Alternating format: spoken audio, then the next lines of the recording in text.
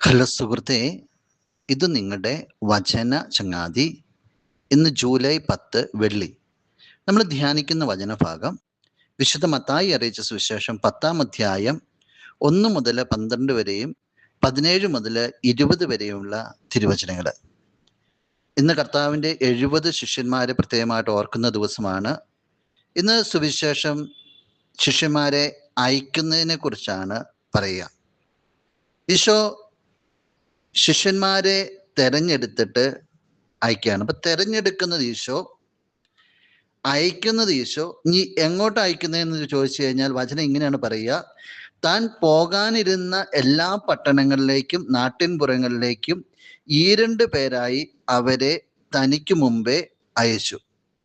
അപ്പൊ ഈശോ പോകാനിരുന്ന സ്ഥലങ്ങളിലേക്ക് 2 പേരെ അയക്കുന്നത്. അപ്പോൾ അയക്കപ്പെടുന്നതിന് ഈശോ ചെയ്യാൻ പോകുന്ന ദൗത്യത്തിന് ഒരുക്കമായിട്ടാണ് ഇവരെ അയക്കുക.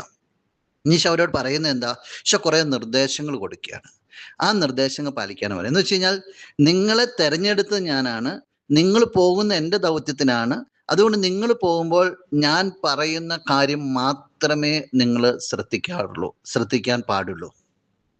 ഈശോയുടെ തെരഞ്ഞെടുപ്പും അയക്കുന്ന നോക്കിയേ, ഫുള്ളി ജീസസ് സെൻറ്റേഡ് ആണ്. ജീസസ് സെൻറ്റേഡ് ആയിട്ടാണ് അയക്കുക. അതിൻ്റെ ഇഫക്റ്റാണ് വീണ്ടും അവർ തിരിച്ചു വരുമ്പോൾ പറയുന്നുണ്ട്, അവർ വളരെ സന്തോഷത്തോടെ തിരിച്ചു വന്നെന്ന് പറയും. എന്നിട്ട് പറയാണ്, കർത്താവേ, നിന്റെ നാമത്തിൽ പിശാചുക്കൾ പോലും ഞങ്ങൾക്ക് കീഴ്പ്പെടുന്നു. ഫുള്ളി ജീസസ് സെൻറ്റേഡ് ആയിട്ട് അവർ പോയപ്പോൾ വലിയ അത്ഭുതങ്ങളാണ് അവർ ദർശിച്ചത്.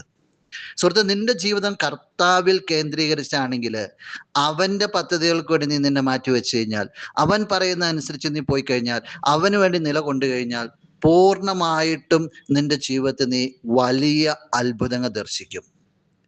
നീ ജീസസ് സെൻറ്റേഡ് ആയിട്ട് ജീവിക്കുമ്പോൾ ഉണ്ടാകുന്ന വലിയൊരു സൗഭാഗ്യം എന്ന് പറയുന്നത് 20-ാമത്തെ വചനം ഇങ്ങനെയാ പറയുക: എന്നാൽ പിശാചുക്കൾ നിങ്ങൾക്ക് കീഴടങ്ങുന്നു എന്നതിൽ നിങ്ങൾ സന്തോഷിക്കേണ്ട, മറിച്ച് നിങ്ങളുടെ പേരുകൾ സ്വർഗത്തിൽ എഴുതപ്പെട്ടിരിക്കുന്നു എന്നതിൽ സന്തോഷിക്കുന്നു.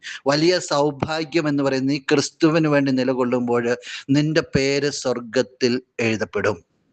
നോക്കി എത്ര വലിയ ഭാഗ്യമാണെന്ന്. ഇന്ന് നീ നിന്റെ ജീവിതത്തെ ഒന്ന് വിലയിരുത്തണം. നമുക്ക് പ്രാർത്ഥിക്കാം. എൻ്റെ സ്വർഗീയ ചങ്ങാതി, എന്നെ കേൾക്കുന്ന ഈ ചങ്ങാതിയെ സമർപ്പിക്കുകയാണ്. നിനക്ക് ചേർന്ന രീതിയിൽ, സ്വർഗത്തിന് ഇണങ്ങുന്ന രീതിയിൽ നിന്റെ പദ്ധതികളുടെ പൂർത്തീകരണത്തിനായിട്ട് ജീവിതത്തെ ക്രമീകരിക്കുവാൻ എൻ്റെ ഈ ചങ്ങാതിയെ സഹായിക്കണമേ. ആമേൻ.